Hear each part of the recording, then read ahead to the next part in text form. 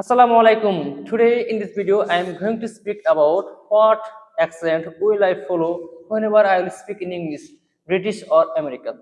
T or D.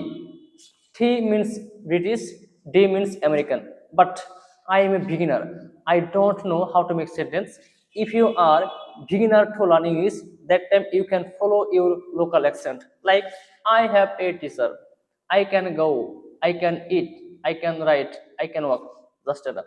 Whenever you will practice more and you will be able to be more fluent in English, that time you can follow any accent. Like I have a teacher.